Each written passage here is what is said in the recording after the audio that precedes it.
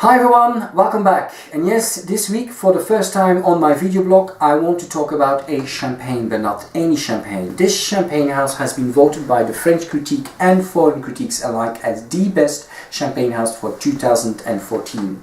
It is also a champagne house that is still owned by the family that founded it, and it is a winemaker's champagne house. They have a beautiful range of champagnes, from the Brut non-vintage to the Blanc de Blanc to the Rosé to their prestige cuvées. It's also a house that introduced for the first time a prestige cuvée. They produced it in 1876.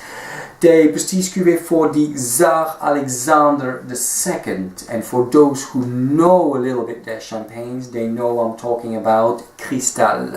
And if I say Cristal, then you know there's only one champagne house that produces Cristal, and that is the champagne house of Louis Roederer. And today I want to talk about the vintage 2006.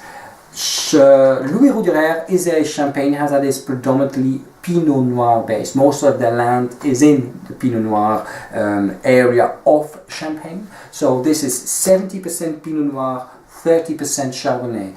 Out of the 100%, 30% is fermented in oak and 17% is fermented in stainless steel. So they want to create a champagne with character, identity, strength, depth, roundness and beauty. And without any further waiting, let's go and try and celebrate this beautiful Louis Roederer 2006.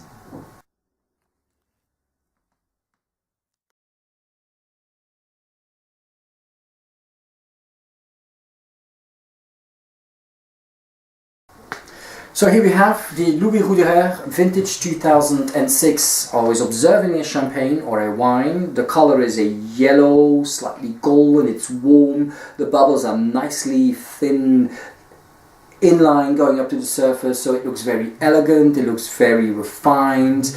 It has a certain masculinity to it, because I think it's because of the color and also because it has been oaked for 30%. So there's a kind of nice variety in this champagne.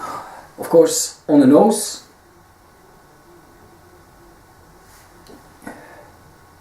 you do get quite a lot of elements.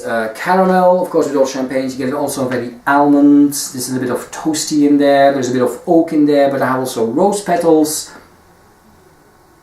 My zesty fruits, that's really something that is very strong in there. I would say orange and lemon zesty. And then you have your fleshy fruits, your apples and your peaches. Not overblownly peaches, but I think a bit more towards the apples. I will have a taste.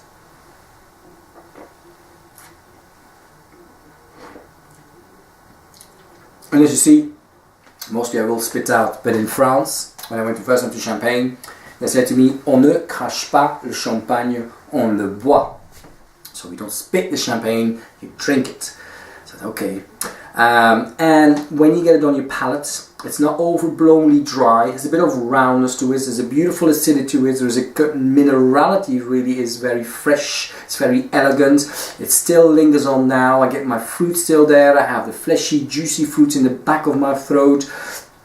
It's a beautifully constructed champagne. Even so 2006 was not an amazing vintage, it is still nice to see when you work or when you taste a champagne from a very good house that even in medium vintages they produce something very, very good. And this is very, very, very good. It's a very beautiful champagne. It's a very well crafted champagne. It has a beautiful elegance, freshness to it.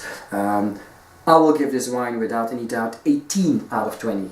If you want to buy the champagne in the shop, you will pay between 40 and 46 pounds, between $16 and $69. In euros, it's about 38, 39, no, even more, to let's say 15 something euros.